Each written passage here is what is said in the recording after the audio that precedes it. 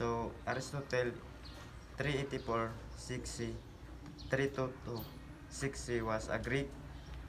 So when we say philosopher, we have two types of philosopher. Number one, rationalist. Number two, empiricist. Rationalist means they try to understand reality, knowledge. Empiricist, using experimentation, observation, and sensory data. And he was a student of Plato for 20 years and teacher of Alexander the Great. So we have 9 his wrote. Number 1, physics, laws of motion, potential, and actuality. Number 2, metaphysics, concept of a substance, potentiality, and actuality. Number 3, ethics, principles, values, and norms guiding human behavior. Number 4, politics, Nicomachean ethics, virtual ethics. Number 5, biology, governance, democracy, and documentation. Number 6, logic, syllogism, deductive reasoning. Number 7, rhetoric, persuasive communication. 8, linguistics, values structure. Number 9, poetry and theater, tragedy, dramatic structure.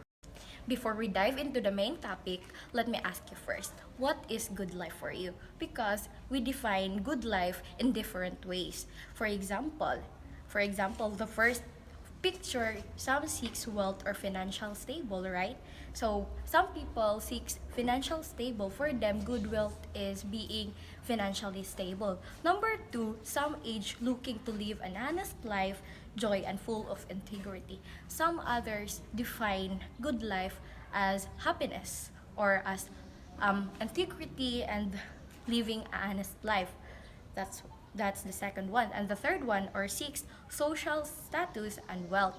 So some others define good life as being wealthy. So for them, being wealthy is being in a good life. In fact, they directly associate good life with money and belongings. So for them, that is good life.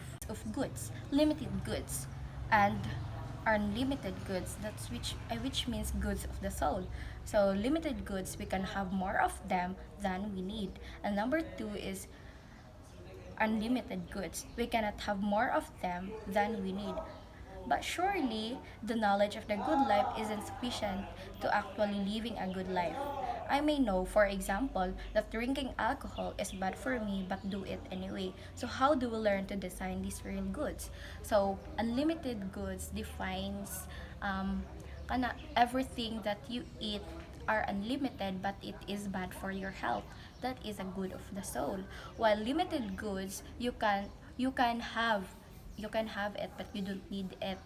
So for example, when you dive into a healthy diet, you can't drink soft drinks because it is prohibited for your diet. So unlimited goods. So when you eat healthy goods, so you only eat protein and not anything unhealthy.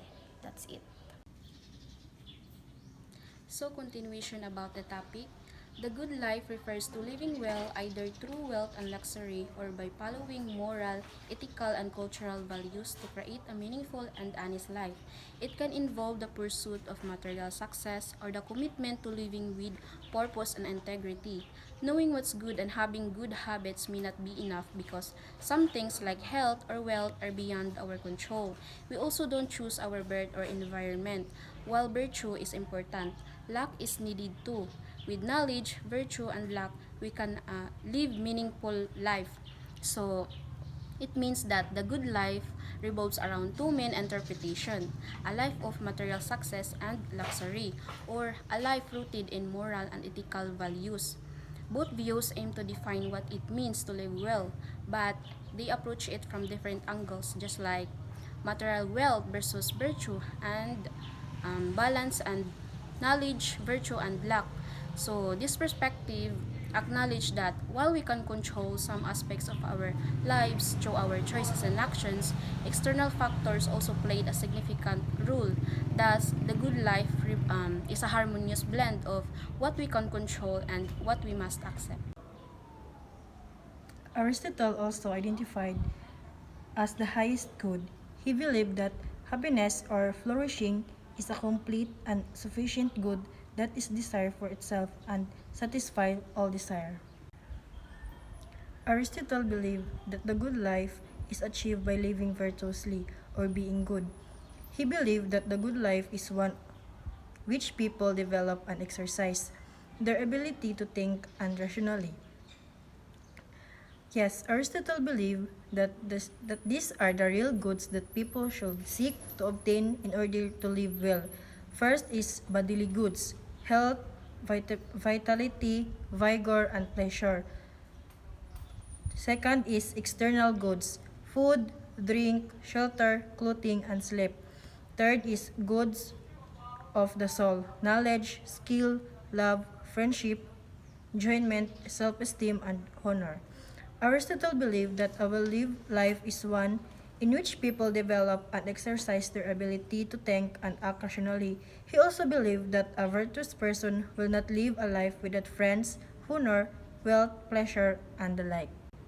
So, it is clear that Aristotle believes that living a good life requires building a good habits, which means if you want to have a good life, you have to do something or make a good habit by doing something like playing, reading, studying, and making good choices for you to avoid making bad decisions, stressing yourself out that may lead you to struggle. So, by doing good habits, it helps people or it helps us to make easy choices and give us a better life. So, Aristotle called good habits as moral virtue. Aristotle believes that moral virtue is the key of living a life well, because every time you do something like studying, you will gain more knowledge, and by doing it consistently, we can gather more information, and of course, it helps us to be enlightened in some things. So moral virtue helps us choose the right path and right choices, because moral virtue will surely makes our life better, because it helps us nurture our mind with positive thoughts by choosing wisely. According to Aristotle, happiness and having a good life is about virtue. He considered the end of humans to be the good life. So, according to him, having a good life is having a happiness or prosperity which can be accomplished by living a life. This must still stand in the contemporary world because most people are being obsessed with material things. So, I know nga daghay nakarelate ani many people have obsessed on material things. For most people, having a good life is being rich with material positions. They miss to remember that happiness and having a good life is living a life that is consistent with having high moral standards. As you can see, mostly rich people ay nirerespeto lalo-lalo na pag they will go in stores or other establishments, buildings, iba ang treatment sa kanila.